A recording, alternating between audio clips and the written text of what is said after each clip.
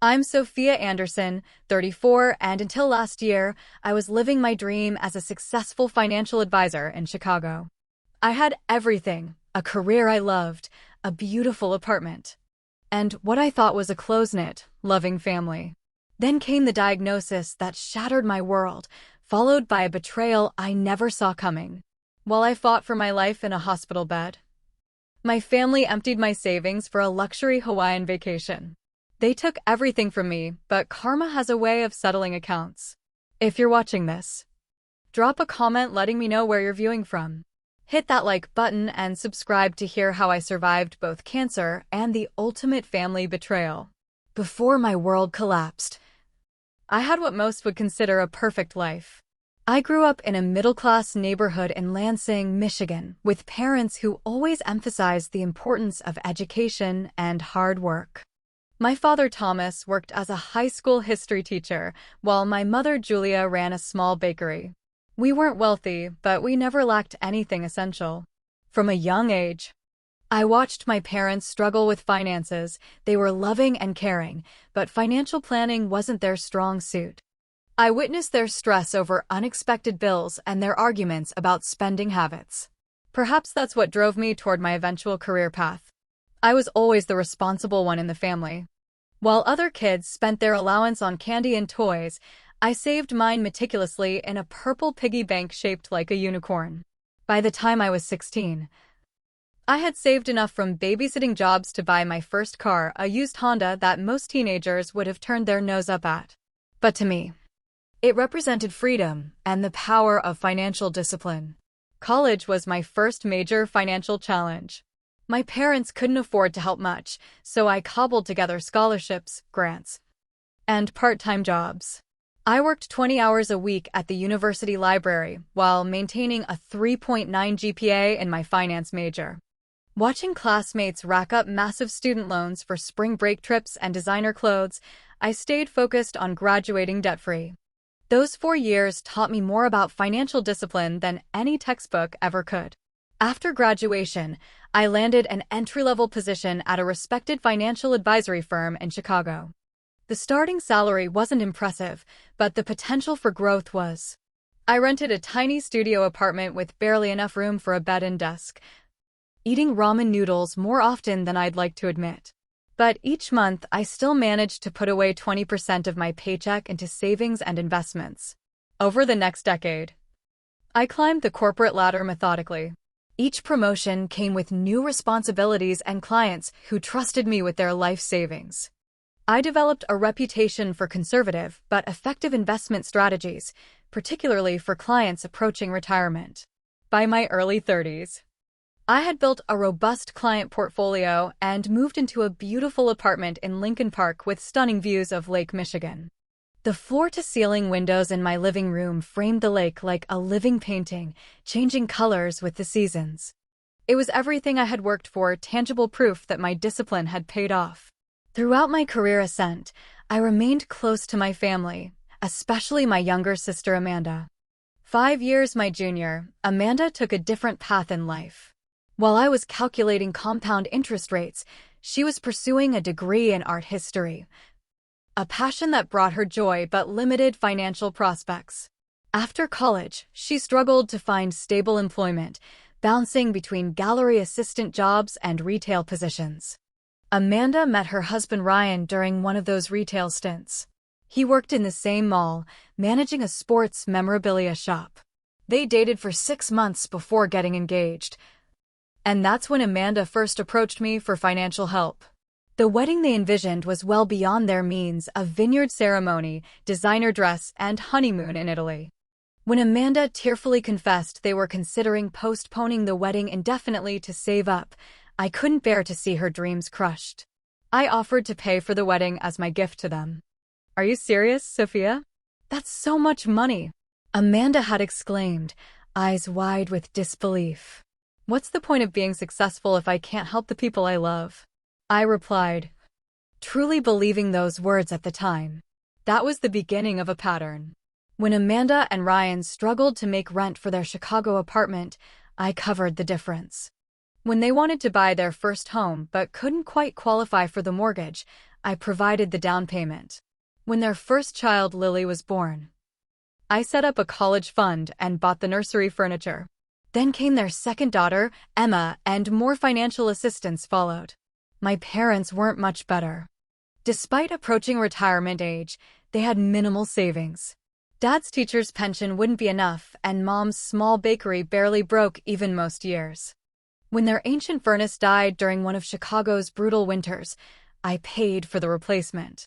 When Mom needed dental surgery not covered by insurance, I wrote the check without hesitation. When their 15-year-old car finally gave out, I helped them finance a new one. I never resented these expenditures. In my mind, my financial success was a family achievement to be shared. I took pride in being the rock they could depend on, the safety net that prevented financial disasters. What I didn't realize was that my generosity was fostering dependency rather than gratitude. 3 months before my diagnosis, I received a substantial promotion to senior financial advisor, along with a significant salary increase and bonus structure. I called my family immediately to share the good news. We should celebrate, Mom suggested during our video call, my parents beaming with pride on the screen. Why don't you fly home for the weekend? We'll have a big family dinner. I wish I could, I replied, but I have new clients to onboard. Actually, I've been thinking about treating myself to that trip to Japan I've been saving for. Cherry blossom season next spring would be perfect. Japan? Dad raised his eyebrows. That sounds expensive. Honey, are you sure that's wise? I laughed off his concern. Dad, I literally advise people on financial decisions for a living. I've been saving for this trip for 3 years. It's all budgeted. What I didn't mention was that I'd already delayed the trip twice to help with family expenses. This promotion finally meant I could fulfill my dream without compromise. Life before my diagnosis was busy but fulfilling. My social circle consisted mainly of colleagues and a few college friends who had also settled in Chicago. I dated occasionally but hadn't found anyone worth rearranging my carefully structured life for. Most weekends involved brunches with friends, trips to museums, or catching up on industry reading at my favorite coffee shop overlooking the lake. The warning signs were there, of course. The persistent fatigue I attributed to my heavy workload. The bruises that appeared after minimal contact, which I dismissed as clumsiness. The colds and infections that lingered for weeks, explained away as the consequence of winter in Chicago. My friend Natalie, a nurse at Northwestern Memorial, had been urging me to get checked out. Something's not right, Sophia, she insisted over dinner one night. You're too young to be this tired all the time. I'll make an appointment after we close the Henderson account, I promised, adding it to my mental to-do list while having no real intention of following through. I was too busy taking care of everyone else to notice I was falling apart. Too focused on building financial security to recognize that some things can't be solved with money. Too accustomed to being the strong one to acknowledge my own vulnerability. If I had known what was coming, would I have done anything differently? Would I have been less generous with my family? More attentive to my health? Set stronger boundaries? It's impossible to say. What I do know is that the life I had carefully constructed was about to crumble in ways I could never have anticipated. The day everything changed started like any other Tuesday. I had an important meeting with the Hendersons, a retired couple who had entrusted me with their life savings. We were reviewing their portfolio's performance over breakfast at a cafe near my office. Mrs. Henderson was expressing concerns about market volatility when the room began to spin. I gripped the edge of the table, knocking over my water glass. Sophia? Are you all right? Mr. Henderson's voice sounded distant, as though he were speaking to me through water. I tried to respond, but my tongue felt heavy in my mouth. The last thing I remember was Mrs. Henderson's alarmed expression as I slid from my chair. I woke up in the emergency room, a concerned doctor standing over me. The fluorescent lights were too bright, and I had an 4 in my arm. Ms. Anderson, I'm Dr. Patel. You collapsed at a restaurant. Can you tell me if you've been experiencing any unusual symptoms lately? I tried to minimize my condition, explaining I'd been working too hard and probably just needed rest. But the doctor's expression remained serious as she listed my symptoms back to me: extreme fatigue, unexplained bruising, frequent infections. When she mentioned my blood test results showed severe abnormalities, I finally began to worry. We need to run more specific tests. But I'm concerned about your blood cell counts, she explained. They're consistent with what we see in leukemia patients. The word hung in the air between us. Leukemia. Cancer. It seemed impossible. I was young, healthy, successful. Cancer happened to other people, not to me. There must be some mistake, I insisted. I have an important client meeting tomorrow. I can't have cancer. Dr. Patel's expression softened. I understand this is shocking. Let's run the tests before jumping to conclusions. But I need to admit you to the hospital immediately. The next 48 hours passed in a blur of blood draws, bone marrow biopsies, and CT scans. Each procedure more painful and invasive than the last. I kept telling myself this was all precautionary, that the tests would come back negative, and I'd be back at work by the end of the week. Then Dr. Patel and an oncologist, Dr. Brennan, entered my hospital room with grim expressions. The diagnosis was confirmed: acute myeloid leukemia, an aggressive form of blood cancer that required immediate treatment. Without treatment, patients with this type of leukemia typically survive only a few months, Dr. Brennan explained gently. The good news is that you're young and otherwise healthy, which gives us excellent odds with aggressive treatment. How aggressive? I asked, my financial advisor brain already calculating sick days and disability insurance. You'll need to begin induction chemotherapy immediately, which requires hospitalization for about a month. If we achieve remission, we'll follow with consolidation therapy. The entire treatment process could take 6 to 9 months. 6 to 9 months. My carefully planned life suddenly put on indefinite hold. My Japan trip, my career trajectory. Everything paused while I fought for my very survival. I asked for a moment alone before calling my family. Sitting in that sterile hospital room, I stared out the window at the Chicago skyline, the same buildings I'd admired from my office, now framed through the context of mortality. For the first time since childhood, I felt truly afraid. My hands trembled as I dialed my parents' number on speakerphone. Their faces appeared on my phone screen, smiling initially, then shifting to concern as they registered my hospital surroundings. Sophia? What's wrong? Are you in the hospital? Mom's voice immediately pitched higher with worry.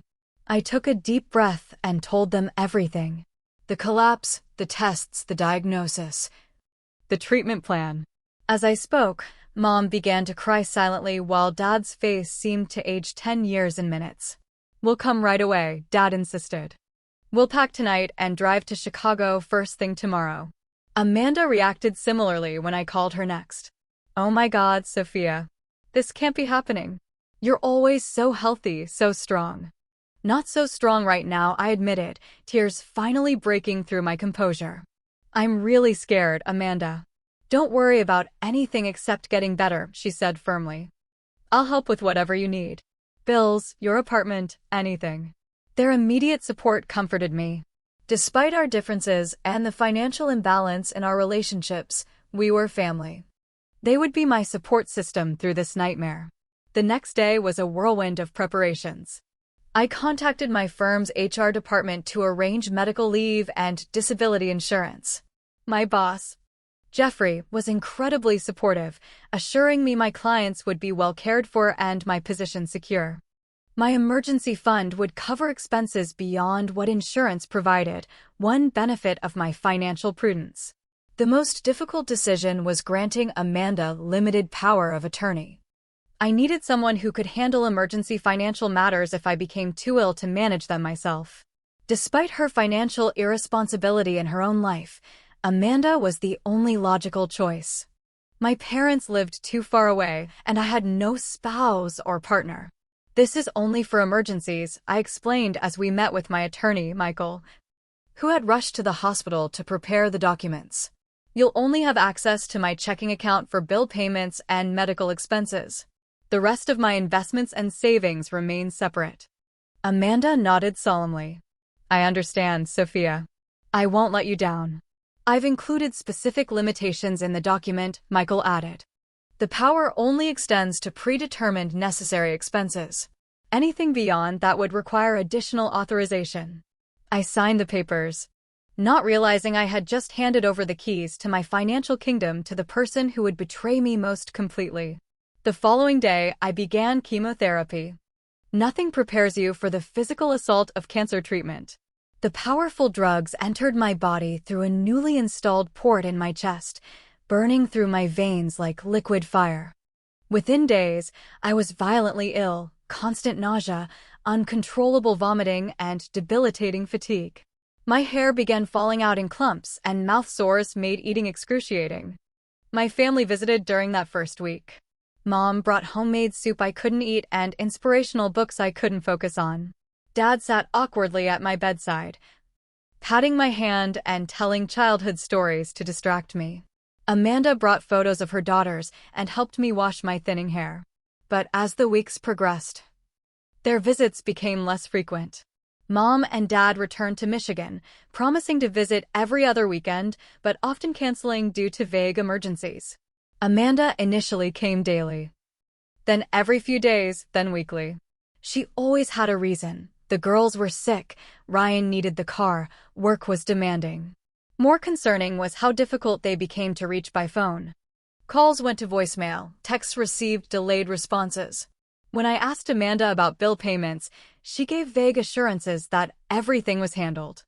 "Don't worry about anything except getting better," became her mantra, dismissing my questions about financial details. By the second month of treatment, I was in a strange limbo, physically debilitated, but mentally alert enough to recognize something wasn't right. The nurses and doctors became my primary support system. Natalie visited regularly, bringing magazines and sitting with me through treatment sessions. My colleague Jeffrey called weekly with updates about work, carefully avoiding stressful topics. But my family, the people I had supported unconditionally for years, seemed to be fading from my life when I needed them most. I tried to rationalize their absence. Cancer is difficult for everyone, not just the patient. Perhaps seeing me so ill was too painful for them. Perhaps they were struggling to manage their own lives without my usual assistance. I had no idea that while I fought for my life, they were living it up on my dime, thousands of miles away in paradise. After 2 months in the hospital, I had settled into a grim routine. Mornings began with vitals checks and blood draws, followed by medications that left me nauseous and weak. Afternoons often included chemotherapy sessions or meetings with Dr.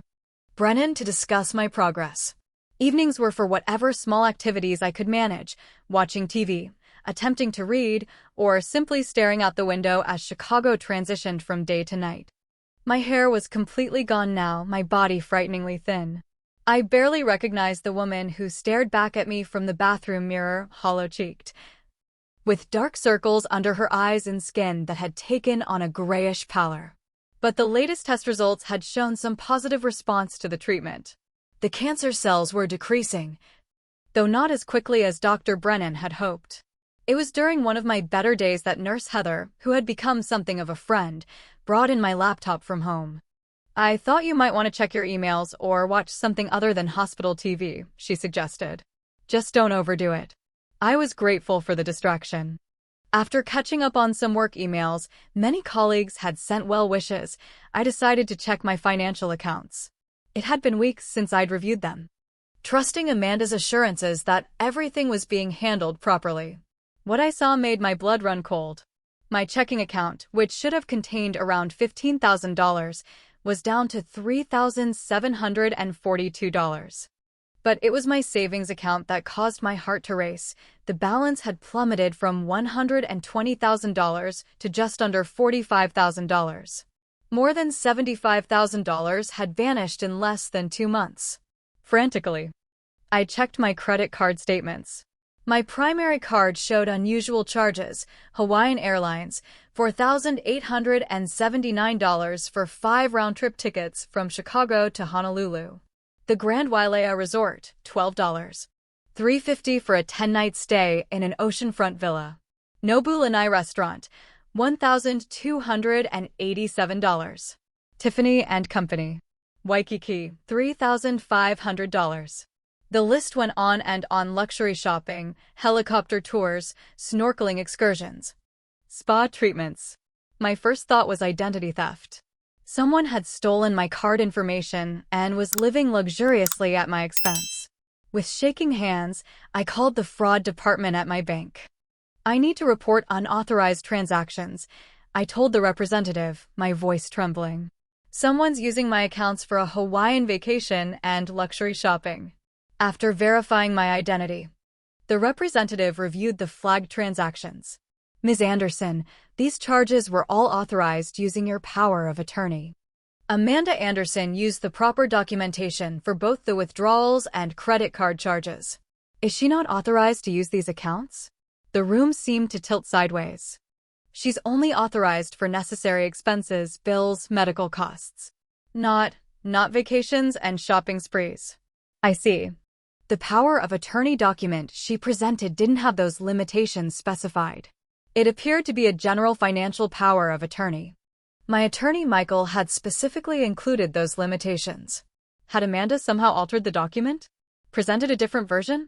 The betrayal was beginning to take shape. But I needed to be certain.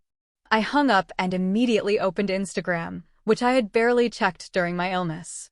Amanda's profile was filled with recent posts, all from Hawaii. There she was with Ryan and their daughters on Wailea Beach, the girls building sandcastles in front of a magnificent oceanfront resort. Another photo showed my parents raising tropical cocktails at sunset, with the caption, "Mom and Dad living their best life." Yet another featured Amanda modeling an expensive-looking dress outside a boutique, #retail therapy. They were all there. My entire family had gone to Hawaii together, while I lay in a hospital bed fighting for my life. Scrolling back through earlier posts, I found the planning stages of their trip. Comments between Amanda and my mother revealed the deliberate secrecy. Should we tell Sophia about the trip? Mom had commented on a Hawaii travel article Amanda shared. Better not. Amanda replied. It would just upset her that she can't come. She needs to focus on getting better, not worry about what we're doing. As I dug deeper, I discovered messages where they explicitly discussed using my money. Sophia would want us to enjoy ourselves, my father had written. She's always said family is what matters most to her. After all we've been through with her illness, we deserve this break, Amanda responded. The stress has been unbearable. The stress had been unbearable. For them. While I vomited blood and watched my body waste away, they were stressed. While nurses changed my bedpan and doctors discussed my survival chances, my family needed a break funded by the money I had worked so hard to earn and save. My vision blurred and alarms began beeping as my blood pressure spiked dangerously. Nurse Heather rushed in, followed by Dr. Patel. Sophia, what happened? Your vitals are all over the place, Dr. Patel said, checking the monitors. I couldn't speak. I just turned the laptop toward them. Instagram still open to a photo of my entire family laughing in front of a luau, wearing flower leis and holding expensive cocktails. The caption read, "Best vacation ever." So needed this. Oh. Sophia, Heather whispered, understanding immediately. I'm so sorry. Dr. Patel gently closed the laptop. Whatever this is, it's causing a dangerous stress response. Your body can't handle this right now. Your treatment is at a critical stage. My family, I finally managed to say, my voice barely audible. They took my money. They're in Hawaii. They left me here alone and stole from me. Dr. Patel's expression hardened. I need to give you something to calm you down. This level of stress could seriously compromise your treatment. As the sedative entered my foreline, bringing blessed numbness, I heard Dr. Patel telling Heather to contact the hospital's patient advocate and social worker. She's going to need support. This kind of betrayal can be as damaging as the disease itself. The last thought before darkness claimed me was how utterly alone I felt. The people I had supported unconditionally for years had abandoned me at my most vulnerable moment.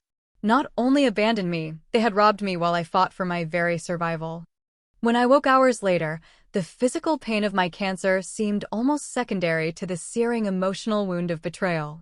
Dr. Brennan visited early the next morning, concern evident on his face. Sophia, Dr. Patel told me what happened. I need you to understand something very important. Stress and emotional trauma can significantly impact your recovery. Cancer treatment isn't just about the chemicals we put in your body, it's about your overall well-being. I nodded weakly. I'm going to recommend you speak with Dr. Linden, our oncology psychologist. And I've asked our patient advocate to meet with you about the financial situation. I spent that day in a fog of betrayal and disbelief, alternating between numbness and rage. How could they do this to me? These people who claimed to love me, who I had supported financially for years, had effectively robbed me while I lay fighting for my life. The hospital social worker, Megan, sat with me that afternoon. What you're experiencing is financial exploitation, she explained gently.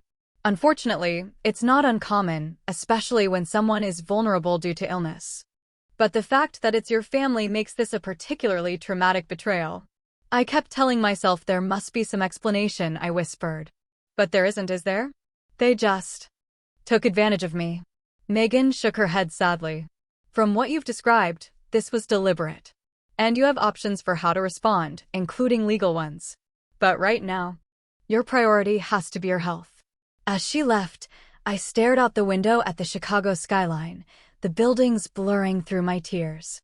I had lost so much already, my health, my independence, my appearance.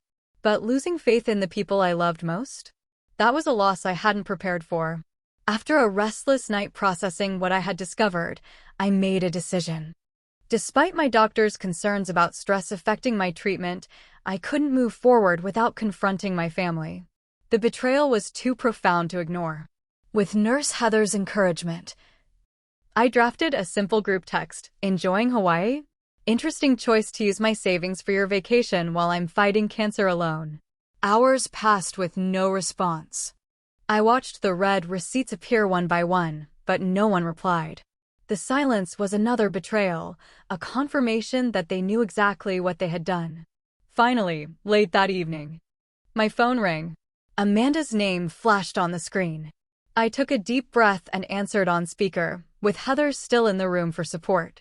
Sophia, it's not what you think, Amanda began. Her voice a mixture of defensiveness and forced sympathy. We were going to tell you about the trip, but we didn't want to upset you. Not what I think. My voice was steadier than I expected. You emptied my accounts and maxed out my credit cards for a luxury vacation. What part am I misunderstanding? You gave me power of attorney. I was just helping manage your finances while you're sick. For necessary expenses, Amanda. Bills. Medical costs. Not a Hawaiian vacation. Well, the document didn't specifically say that. She countered. And after everything we've been through with your illness, we needed a break. Do you have any idea how stressful this has been for us? Her words struck me like physical blows. Stressful for you? I'm fighting for my life. That's not fair, Sophia. We've been so worried about you. Dad's blood pressure has been through the roof. Mom can't sleep. The girls keep asking if Auntie Sophia is going to die. We needed this trip for our mental health. Before I could respond, I heard my mother's voice in the background. Then she was on the phone. Sophia, honey, you're overreacting, Mom said in the placating tone she'd used since my childhood. We've always been there for you. After all we've done. Don't we deserve something nice for ourselves? What exactly have you done for me, Mom? I asked quietly. I've been in this hospital for 2 months. Dad visited twice. You came once. Amanda stopped coming regularly weeks ago. It's hard seeing you like that. You know hospitals make me anxious. So instead, you went to Hawaii. With my money. You've always been so generous with your money, Dad chimed in, apparently now on the call as well. You're always saying family is what matters most. We thought you'd want us to be happy. Happy? At my expense? While I'm fighting cancer alone. You're not alone, Amanda interjected. You have doctors and nurses. And we've been calling. Barely, I countered. And when I asked about my bills, you said everything was handled. Everything important is handled, Amanda insisted. Your rent is paid. Your medical bills are covered by insurance. What's the big deal if we use some of your savings? You can always make more money when you're better. The casual callousness of her statement left me speechless. In the background, I heard Ryan, Amanda's husband, say something. Ryan wants to talk to you, Amanda said. Her husband came on the line, his tone immediately condescending. Listen, Sophia, you're being dramatic. Yes, we took a vacation. Yes, we used some of your money. But you've been bailing out this family for years. Consider this payback for all the times you played the hero with your checkbook. His words crystallized something I had never fully acknowledged. My family had been financially exploiting me for years. The Hawaiian vacation wasn't an anomaly. It was simply the most egregious example of a pattern that had existed long before my diagnosis. Ryan, put Amanda back on the phone, I said, my voice now ice cold. When Amanda returned, I spoke with a clarity and determination that surprised even me. I'm revoking your power of attorney, effective immediately. I want a full accounting of every penny you've spent from my accounts. You have 48 hours to begin repayment arrangements for the money you took, or I will press charges for financial fraud. Charges? Amanda's voice rose to a shriek. Against your own family? You can't be serious. I've never been more serious. What you did isn't just morally reprehensible, it's illegal. We can't pay it back, she cried. We don't have that kind of money. Then you shouldn't have stolen mine, I replied. I'm having my attorney contact you tomorrow. This conversation is over. I hung up, my hands shaking. Nurse Heather, who had witnessed the entire exchange, placed a gentle hand on my shoulder. You did the right thing, she assured me. What they did was wrong, and there have to be consequences. Immediately after ending the call, I contacted Michael, my attorney. Despite the late hour, he answered, his concern evident when I explained what had happened. I'll begin emergency proceedings to revoke the power of attorney first thing tomorrow, he promised. And Sophia, what they did is clear financial exploitation of a vulnerable person. We have strong legal recourse if you want to pursue it. I do, I confirmed, surprising myself with my certainty. They need to understand this isn't acceptable. I'll also contact your bank and credit card companies to prevent further withdrawals and charges, Michael added. We'll need a detailed accounting of what was taken. After hanging up, the emotional weight of the confrontation hit me full force. I broke down completely, sobs racking my weakened body.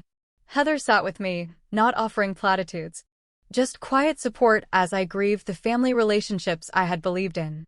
When the tears finally subsided, I felt hollowed out but somehow lighter.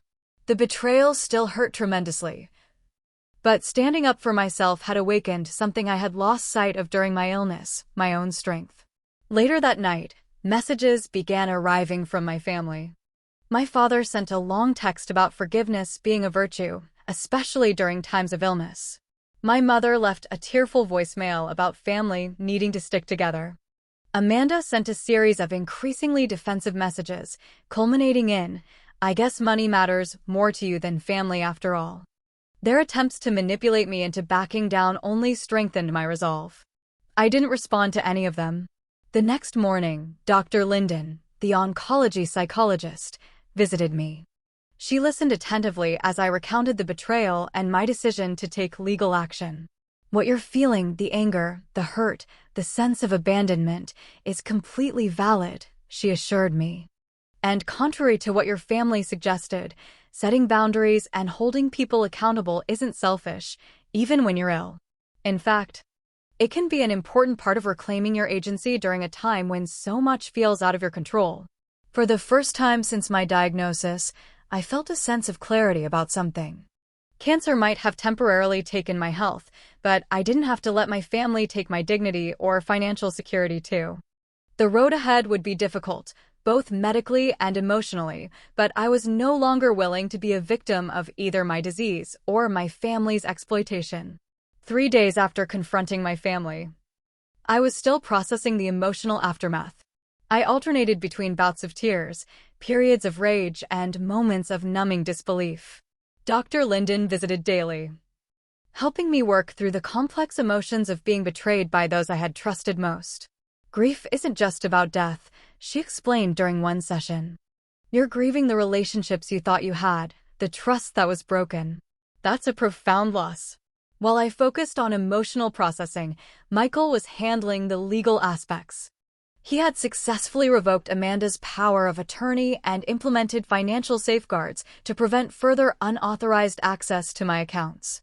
The preliminary accounting showed the total taken exceeded $78,000, not just for the vacation itself, but for numerous shopping sprees and pre-vacation expenses that Amanda had failed to mention. On the fourth day, Megan, the hospital social worker, organized a meeting with both Michael and Diane Lewis, a financial advisor colleague who had offered to help manage my finances during my illness. We need to create a comprehensive recovery plan. Megan began once everyone was seated in my hospital room. Not just for your health, but for your financial and emotional well-being. Diane nodded in agreement. I've reviewed the documents Michael sent over. The situation is serious, but not catastrophic. Your retirement accounts and investments were untouched since they weren't included in the power of attorney. What are my legal options? I asked Michael. Several, he replied. We can file a civil lawsuit for financial exploitation and fraud. Given the clear paper trail and social media evidence, it's a strong case. We could also pursue criminal charges, though that's a more extreme step. Would I have to testify? Appear in court? The thought of facing my family in a courtroom while still battling cancer seemed overwhelming. Potentially, yes. But we could request accommodations given your medical condition. And many cases settle before reaching trial. I closed my eyes, weighing the decision. Part of me wanted to avoid the additional stress of legal proceedings. But another part, a stronger part, needed accountability. I want to proceed with the civil case, I decided. They need to understand there are consequences for what they did. Michael nodded. I'll file the paperwork tomorrow. In the meantime, I suggest we block their access to you. Change your phone number, block them on social media, create some space for your recovery. The decision to cut contact with my family was painful but necessary.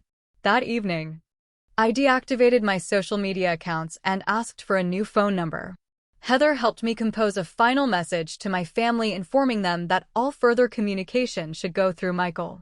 While I was creating these boundaries, something unexpected began to happen. Word of my situation spread through my professional network, and support arrived from surprising sources. Jeffrey, my boss, visited with a care package from my colleagues. Natalie coordinated a schedule of friends to visit, so I wouldn't be alone. Diane brought files from clients who wanted me to know they were praying for my recovery and keeping my job secure. I had no idea so many people cared. I confessed to Heather one evening as she helped me arrange flowers that had arrived from my college roommate. People show up when it matters, she replied. Sometimes the family you choose is more reliable than the one you're born into. As my support network grew, I also formed connections with other cancer patients on my floor. Maria, a breast cancer survivor in for her final round of treatment, became a particular friend and mentor. 30 years my senior, she had a wisdom about illness and recovery that I desperately needed. Cancer shows you who people really are, she told me during one of our hallway walks, both of us pushing 4 poles. The ones who disappear, the ones who stay, the ones who surprise you. Pay attention, it's valuable information. Meanwhile, my medical treatment continued. The induction chemotherapy was showing positive results, though not the complete remission Dr. Brennan had hoped for. He recommended a second round with a modified drug combination. Your cancer is responding, he explained, but not as quickly as I'd like. The good news is your overall health is improving despite the treatment's side effects. You're showing remarkable resilience. I wondered if my newfound emotional clarity was contributing to my physical resilience. For the first time since my diagnosis, I felt I was fighting not just to survive, but to reclaim a life worth living, one with authentic relationships and proper boundaries. 2 weeks after implementing my recovery plan, I received an unexpected call from Pastor Jim, my parents' longtime minister from their church in Michigan. Michael had screened the call and assured me it wasn't a manipulation tactic. Sophia, I hope you don't mind me reaching out. Pastor Jim began. I've known your family for 20 years, but what I've learned recently has deeply disturbed me. What did you learn? I asked cautiously. He sighed heavily. Your parents and Amanda have been collecting donations from the congregation for your medical expenses. They've raised over $15,000 in the past 2 months. The revelation hit me like a physical blow. Not only had they stolen my money for their vacation, but they had fraudulently collected donations under the pretense of helping me. "I never saw a penny of that money," I said, my voice barely audible. I suspected as much when I saw their social media posts from Hawaii. I confronted them last Sunday, and they claimed the vacation was medical respite they needed due to the stress of your illness. When I asked for documentation of how the donations were spent, they became defensive. "What happens now?" I asked. "I've suspended the fundraising and informed the church board. Some members are considering legal action against them for fraud." His voice softened. "Sophia, I want you to know that many people in the congregation are genuinely concerned about you. If you're comfortable, I'd like to share your correct contact information with those who want to offer authentic support." After our call, I sat in stunned silence, processing this new layer of betrayal. Then, surprisingly, I began to laugh, a broken, bitter sound that eventually transformed into cleansing tears. The situation was so absurd, so beyond what I could have imagined from people I had trusted implicitly. That evening, I had a breakthrough session with Dr. Linden. "They've shown you exactly who they are," she noted after I recounted Pastor Jim's call. "The question now is, who do you want to be in response?" "I want to be someone who values herself enough not to accept this treatment," I replied after a moment's reflection. "Someone who doesn't confuse financial support with love. Someone who builds relationships based on mutual respect, not obligation or exploitation." Dr. Linden smiled. "That sounds like a person worth fighting for." In the weeks that followed, I poured my energy into both my medical recovery and rebuilding my support system with authentic people. I reconnected with extended family members who had been pushed aside by my parents' dynamics over the years. My Aunt Catherine, my mother's sister who had distanced herself from the family decades ago for reasons I never understood, reached out after hearing about my illness from a mutual acquaintance. "Your mother and I haven't spoken in years," she explained during her first visit. "But family dysfunction is a pattern that repeats unless someone breaks the cycle. It looks like you're the cycle breaker, Sophia." As my physical strength gradually returned, my legal case progressed. Michael gathered overwhelming evidence of the financial exploitation, including the fraudulent church fundraiser. My family made several attempts to contact me through various intermediaries, always with the same message: I was being unreasonable. Family should forgive each other. Illness can make people overreact. I remained firm in my boundaries, channeling my energy into healing. By the end of my 3rd month of treatment, Dr. Brennan delivered cautiously optimistic news. "The latest biopsy shows significant reduction in cancer cells," he reported. "Not complete remission yet, but we're moving in the right direction." "Your body is fighting hard." "So am I," I replied, with more determination than I had felt since my diagnosis. The hospital had become a strange sort of home, and the staff a surrogate family. I celebrated small victories with them. The day I could walk the entire floor without stopping, the first time my blood counts rose into near normal range. The morning I noticed peach fuzz beginning to replace my bald scalp. These milestones, shared with people who genuinely cared about my well-being, meant more than any material success I had previously achieved. As I approached my final round of intensive treatment, I found myself reflecting on the person I had been before cancer. Someone who measured love by financial generosity, who enabled dependency rather than encouraging growth, who confused providing for others with genuine connection. "I don't want to go back to being that person," I confided to Maria during one of our now daily walks. "As terrible as this experience has been, it's shown me truths I needed to see." Maria nodded in understanding. "The best revenge against both cancer and betrayal is to create a life more authentic than the one you had before. Not just surviving, but becoming more fully yourself." With those words echoing in my mind, I entered my final week of intensive treatment with a new determination. My body was battered, my family relationships shattered, but my spirit was finding a resilience I never knew I possessed.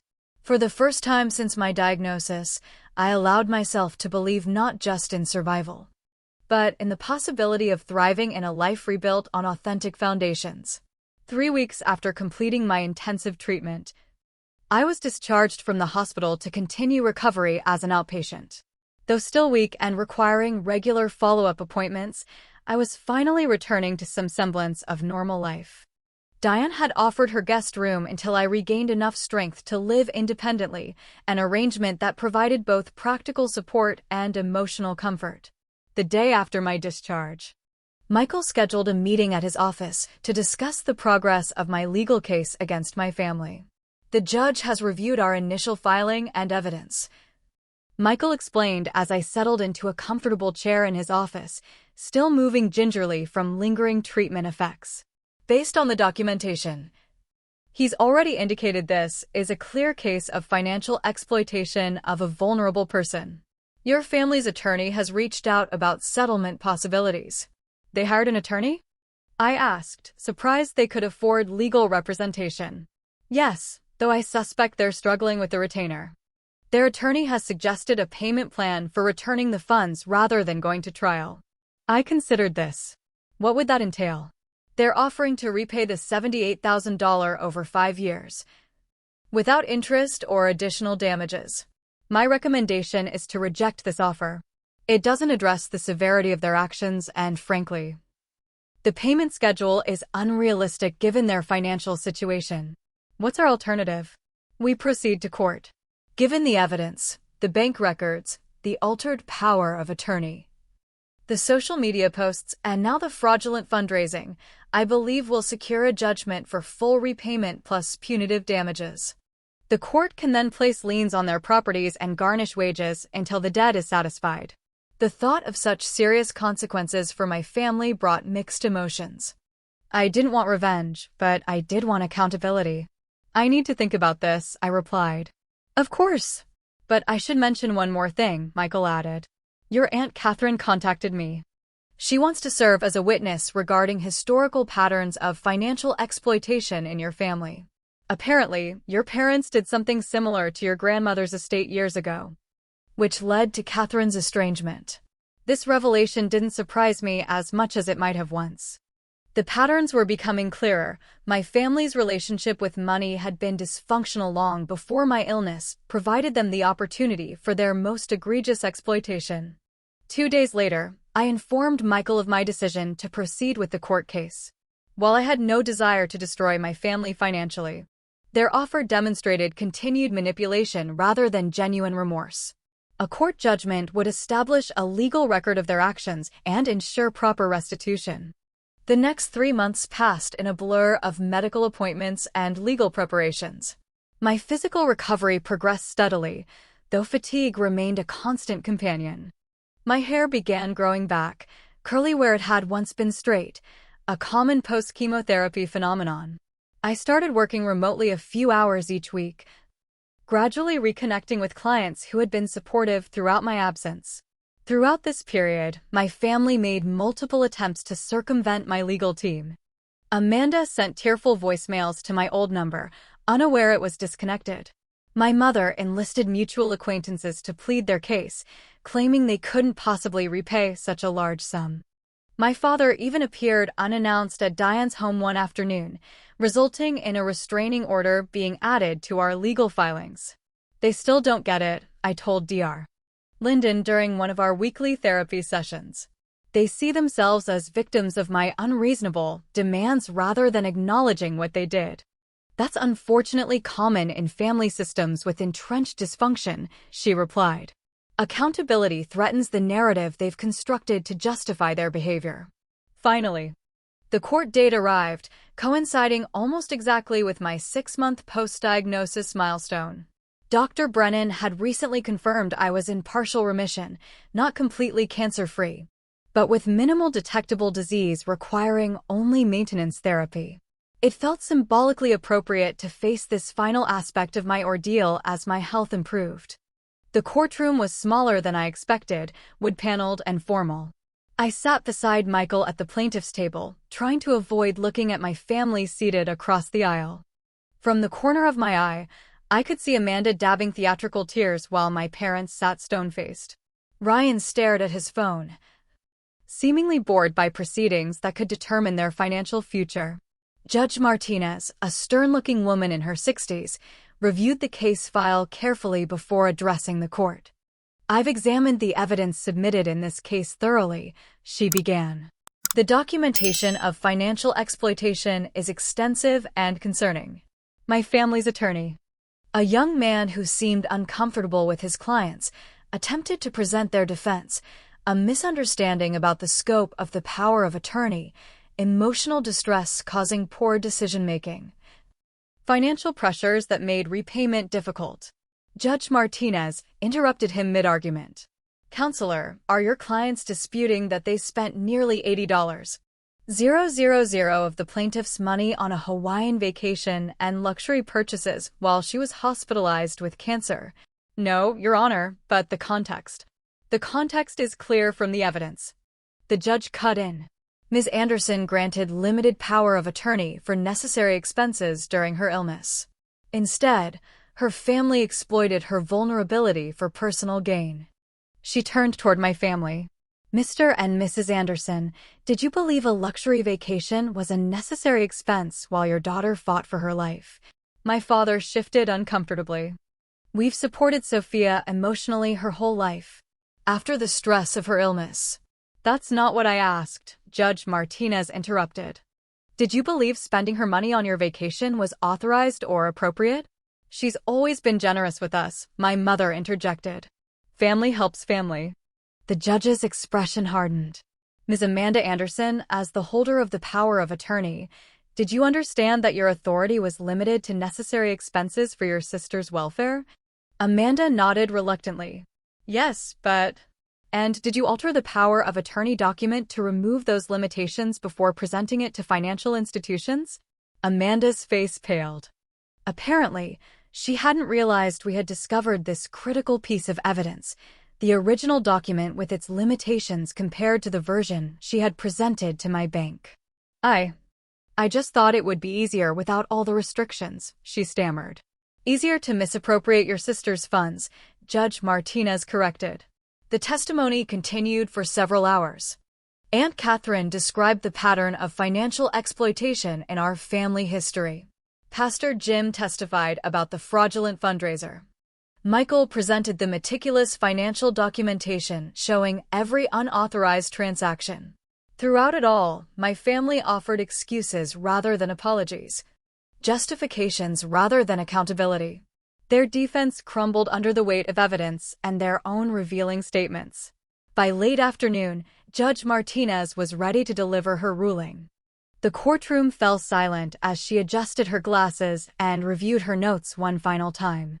"In the case of Anderson versus Anderson et al., I find clear and convincing evidence of financial exploitation of a vulnerable individual. The defendants exploited a medical crisis for personal gain, violated fiduciary duty, and demonstrated a disturbing lack of remorse." She looked directly at my family. "My ruling is as follows. The defendants are jointly and severally liable for full restitution of $78,342, plus punitive damages of $25,000 and all legal fees incurred by the plaintiff. Additionally, I am granting the plaintiff's request for a permanent restraining order against all defendants." She continued, addressing the repayment. "Given the defendants' financial situation, I am placing liens on their properties and ordering wage garnishment of 25% until the judgment is satisfied. The fraud regarding charitable donations will be referred to the district attorney's office for a potential criminal investigation." The finality of her ruling washed over me. This wasn't about revenge or punishment, it was about accountability and justice.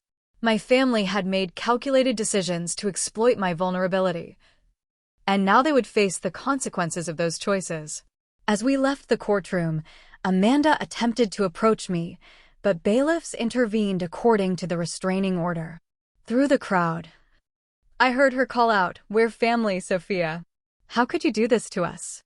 The question was so backwards, so lacking in self-awareness, that I couldn't help but respond. Turning slightly, I said just loud enough for her to hear, "I didn't do this to you. You did this to yourselves." Outside the courthouse, Michael briefed me on next steps while we waited for my ride. The liens will be processed immediately. Based on county records, your parents' home has sufficient equity to cover a significant portion of the judgment. The rest will come through the wage garnishments over time. What if they try to hide assets or avoid payment? I asked. The court has mechanisms to address that. And given today's ruling, any attempt to evade payment would risk contempt charges. Judge Martinez made it clear she takes this case very seriously. As Diane's car pulled up, Michael added, "Sophia, I've handled many financial exploitation cases, but few victims have shown your courage in holding family members accountable. It's not easy, but it was the right thing to do." On the drive home, Diane sensed my conflicted emotions. Complicated feelings after the ruling? I nodded. I don't feel the satisfaction I expected. Just sadness that it came to this. "That's because you're a person of integrity," she replied. "Unlike them, you don't take pleasure in others' suffering, even when it's deserved." Later that evening, I received an email from a legal assistant at the court. My parents had listed their home for sale immediately after the hearing, with the court-appointed realtor estimating it would cover approximately $120,000 of the judgment. Additionally, wage garnishment had been processed for both my father's teacher's pension and Amanda and Ryan's employment income. The swift financial consequences weren't surprising. What was surprising was my reaction, not vindication or triumph, but a quiet assurance that justice had been served. My family would experience financial hardship, yes, but it was the natural result of their choices, not my vengeance. That night, I stood at the window of Diane's guest room, looking out at the Chicago skyline. 6 months ago, I had been fighting for my life while my family exploited my vulnerability. Today, I was in remission, with clear boundaries and consequences established. The journey had been brutal, but I had emerged stronger, not just surviving cancer, but breaking free from toxic family dynamics that had drained me long before my diagnosis. 6 months after the court ruling, I stood in the empty living room of my new condominium. Sunlight streamed through floor-to-ceiling windows, casting patterns across hardwood floors I had chosen myself. Unlike my previous apartment with its view of Chicago's skyline, this home overlooked a quiet park where joggers traced paths between autumn-colored trees. The change of scenery was deliberate. I wanted nothing that would remind me of my previous life, the life where I had been everyone's financial safety net, where generosity had been exploited rather than appreciated. This new space represented my fresh start. Dr. Brennan had given me the news I'd been hoping for 3 weeks earlier: complete remission. While I would need regular monitoring for years to come, the cancer that had nearly claimed my life was undetectable. My hair had grown back in soft chestnut curls, and though I remained thinner than before my illness, color had returned to my face. Physical therapy had helped restore much of my former strength. The emotional healing had been more complicated than the physical. In the months following the court judgment, I maintained the restraining order against my immediate family. Their initial rage at the financial consequences had manifested in attempts to contact me through increasingly distant connections, former classmates, casual acquaintances, even my dry cleaner. Each time, I reinforced my boundaries, eventually creating such a clear wall that the attempts ceased entirely. I learned through my attorney that my parents had indeed sold their home, downsizing to a small apartment. My father had taken a part-time job to supplement his pension despite being past retirement age. Amanda and Ryan had been forced to withdraw their daughters from private school and cancel their country club membership. The financial consequences were significant but proportionate to their actions. What surprised me most was how little satisfaction these developments brought me. I had expected to feel vindicated, perhaps even pleased at justice being served. Instead, I felt a quiet sadness for what might have been, the loving family I had believed in, now revealed as an illusion. Grief doesn't always resolve cleanly, Dr. Linden explained during one of our now-monthly sessions. Especially with family estrangement. There's no funeral, no socially recognized closure. You're mourning relationships that still technically exist, but are fundamentally broken. I had found unexpected healing in building new traditions and connections. Diane, whose guest room had sheltered me during my recovery, had become a close friend and mentor.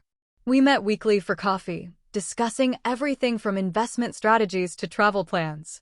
Natalie, whose nursing expertise had been invaluable during my treatment, regularly invited me to her family gatherings, where I was welcomed without question. Jeffrey had eased my transition back to work, starting with part-time remote arrangements and gradually increasing my client load as my strength returned. The firm had lost no clients during my absence, a testament to the relationships I had built over the years. Many clients sent cards celebrating my remission, some sharing their own cancer journeys. The most unexpected development came 3 months after the court ruling, a letter from Emma, Amanda's 10-year-old daughter, written in careful cursive on lined paper. It expressed a child's confusion and longing. Dear Aunt Sophia, I miss you a lot. Mom says we can't see you anymore because of grown-up problems. Did we do something wrong? I remember when you took me to the art museum and bought me that special paint set for my birthday. I'm using it to make paintings of things I remember about you. I hope you're feeling better. Love. Emma. The letter broke my heart. My nieces were innocent casualties of their parents' choices. After careful consideration and consultation with Dr. Linden, I sent a gentle response. Dear Emma, thank you for your beautiful letter. You and Lily did nothing wrong. Sometimes adults have disagreements that have nothing to do with children. I'm feeling much better now. I miss you too and think of you often. I'm so happy you're enjoying your paint set. Art helps us express feelings that are hard to put into words. If you'd like to write again, you can send letters to this address. With love, Aunt Sophia. I included a small sketchbook and professional colored pencils with my reply. I had no desire to use the children as pawns in the family conflict, but neither would I abandon them entirely. Limited contact through letters seemed an appropriate boundary. While I had severed ties with my immediate family, I had reconnected with extended relatives who had been similarly pushed aside by my parents' dynamics over the years. Aunt Catherine had become particularly important in my life, filling some of the maternal void with her wisdom and unconditional support. Your mother and I were raised by parents who used money as control, she explained during one of our Sunday brunches. She repeated the pattern. You broke it. That takes extraordinary courage. 6 months into my new life, I felt called to help others who had experienced similar betrayals. Working with the hospital where I had received treatment, I started a monthly support group for patients dealing with family estrangement or exploitation during illness. The first meeting brought together 8 individuals with hauntingly similar stories: adult children whose parents had raided retirement accounts, spouses who discovered partners gambling away savings during cancer treatments, siblings who disappeared when financial support was needed. I thought I was alone in this. One woman confessed during our initial session. Everyone talks about how family comes together during illness. No one mentions when they fall apart or take advantage. You're not alone, I assured her, sharing my own experience. And you deserve protection and support. The group became an unexpected source of healing for me as well. In helping others navigate their pain and establish boundaries, I found purpose in my suffering. While cancer had taken much from me, it had also stripped away illusions about relationships that had been unhealthy long before my diagnosis. Professionally, I expanded my expertise to include financial protection for vulnerable individuals. I developed seminars on safeguarding assets during medical crises and wrote articles for financial planning publications about preventing exploitation. My personal experience, though painful, had given me insights that uniquely positioned me to help others. One autumn morning, I received an unexpected update from Michael. The church where my parents had fraudulently collected medical donations had completed its own investigation and was requiring them to perform community service at a legitimate cancer support organization as restitution. Additionally, my family had been making the court-ordered payments consistently, if reluctantly. The total judgment should be satisfied within 3 years at the current rate, Michael noted. Faster if they sell additional assets. That same week, I finalized plans for the trip to Japan I had been saving for before my diagnosis, now scheduled with Diane and 2 other friends for the following spring's cherry blossom season. What had once been a solo journey would now be shared with people who had proven their loyalty during my darkest days. as I unpacked the last box in my new home. I found a framed photo I had forgotten about, a family portrait taken at Amanda's wedding years earlier. All of us were smiling, seemingly happy, completely unaware of the fractures that would eventually shatter these relationships beyond repair. I sat on my new couch, studying the faces of people who had once been the center of my world. The anger that had sustained me through treatment and legal proceedings had largely dissipated, replaced by a melancholy acceptance. These people had made their choices, prioritizing temporary luxury over our relationship and my well-being. I had made mine, choosing self-respect and boundaries over toxic connections. That evening, I met Maria, my hospital friend who had completed her treatment months before me, for dinner at a restaurant overlooking the lake. "How does it feel?" she asked. 1 year since diagnosis, new home, clean scans. Family situation resolved. I considered her question carefully. Like I've been broken apart and put back together differently. Not everything fit back into the new version of me, some pieces had to be left behind. She nodded in understanding. The Japanese have a concept called kintsugi, repairing broken pottery with gold. The breaks become part of the object's history, highlighted rather than hidden. The piece becomes more beautiful and valuable for having been broken. "I like that," I replied, watching the sunset paint the lake in shades of gold and pink. I wouldn't choose to go through any of this again, but I'm stronger for having survived it. More authentic. More discerning about who deserves a place in my life. And more capable of recognizing real love versus exploitation, Maria added. Not everyone learns that lesson, even without cancer as the teacher. As we finished our meal, I found myself reflecting on the journey of the past year. I had lost my health temporarily and my family permanently. But I had gained wisdom, resilience, and relationships based on genuine care rather than financial utility. I had discovered that sometimes the family you choose brings more healing than the family you're born into. Back home, I stood at my new windows watching darkness settle over the park. Tomorrow would bring a meeting with clients, lunch with Natalie, and an evening support group session. Simple activities that seemed miraculous after months, when survival itself had been uncertain. I was building a life that reflected my values, authenticity, integrity, boundaries, and carefully chosen connections. The betrayal that had nearly destroyed me had ultimately freed me from patterns of enabling and exploitation.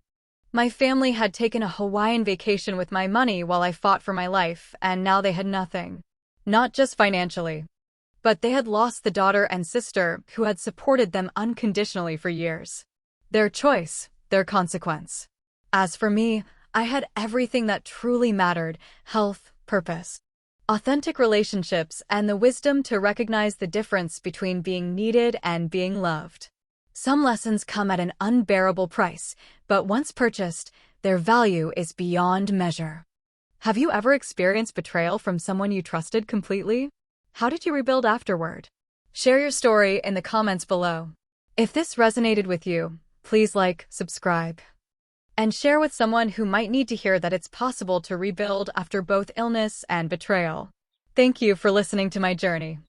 And remember, sometimes the family you choose brings more healing than the family you're born into.